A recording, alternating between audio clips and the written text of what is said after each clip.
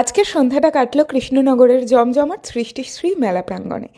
আর মেলাটি বসেছিল কৃষ্ণনগর গভর্নমেন্ট কলেজের মাঠে। পশ্চিমবঙ্গের বিভিন্ন জেলা থেকে আসা স্বনির্ভর গোষ্ঠীর শিল্পী ও কারিগররা তাদের অসাধারণ সব হাতের কাজ নিয়ে এখানে এসে হাজির হয়েছেন।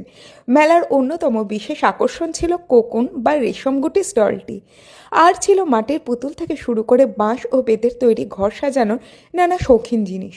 মেলার এক কোণে আয়োজিত ফুলের প্রদর্শনী বা ফ্লাওয়ার শো ছিল এক কথায় দারুণ। ডালিয়া, চন্দ্রমল্লিকা থেকে শুরু করে হরেক রকমের পিটুনিয়া আর ক্যাকটাসের সংগ্রহ যেন মেলা প্রাঙ্গণে বসন্তের আমেজ নিয়ে এসেছে।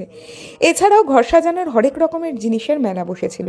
মাটির সূক্ষ্ম কাজ করা ফুলদানি, কাঠের তৈরি শৌখিন শোপিস, ডোকরার মূর্তি তৈরি শুরু থেকে হাতে আঁকা পটচিত্র কী না ছিল সেখানে। বিশেষ করে ঘর সাজাতে যারা ভালোবাসেন তাদের জন্য এই মেলা ছিল একটা স্বর্গের মতো। এদের ভিড় কিন্তু বেশি ছিল জুয়েলারি শপগুলোতে। জানিয়ে রাখি, মেলাটি চলবে 26শে জানুয়ারি অবধি। এখানে কিন্তু রোজই বিভিন্ন শিল্পীরা আসছেন এবং অনুষ্ঠানও হচ্ছে। তো আপনারা কবে যাচ্ছেন মেলায়?